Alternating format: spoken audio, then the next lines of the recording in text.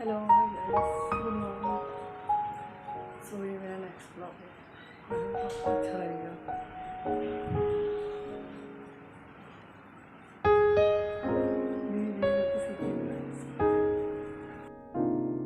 Hello hi guys. So finally अब मैं अपने हस्बैंड के लिए चाय बना रही हूँ। सुबह सुबह मॉर्निंग की एंड फिर मैं नहा नु के उसके बाद पूजा करने के लिए चली जाती हूँ। और पूजा करने के बाद फिर मैं अपना रूम क्लीन करती हूँ। रात हो ही जाता है बच्चों के साथ, रूम मैसी ना, गंदा सा बहुत।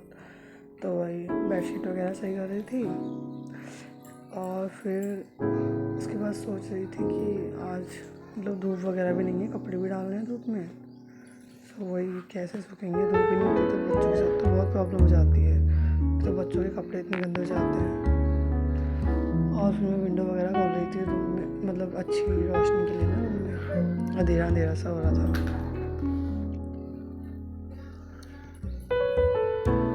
और फिर मैं बाहर अपने आंगन में अपने बच्चों के कपड़े बनाने गई थी डालने के लिए, अपने और अपने बच्चों के।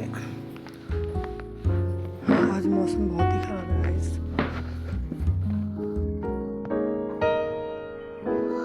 आप देख ही सकते हो कैसा मौसम हो रहा है। और मैं शायद अपने हस्बैंड को कुछ बोल रही थी, पता नहीं, याद नहीं पड़ा था कुछ बोल रही थी। उसके बाद मैं अपने रूम में आ गई तो अपने आप को देख रही थी। और फिर मैंने अपने हस्बैंड को नाश्ता दिया, आलू गोभी की सब्ज़ी और पराठे। उसके बाद वो नाश्ता करने लगे और फिर मैंने अपनी बेटी से पूछा तुम क्या खाओगी नाश्ते में।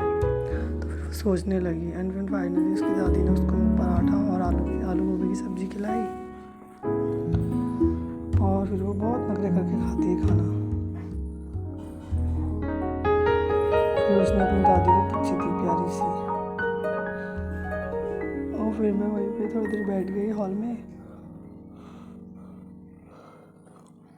और कुछ बात कर रही थी शायद, और उसे दिखा रही थी मिस्टी को।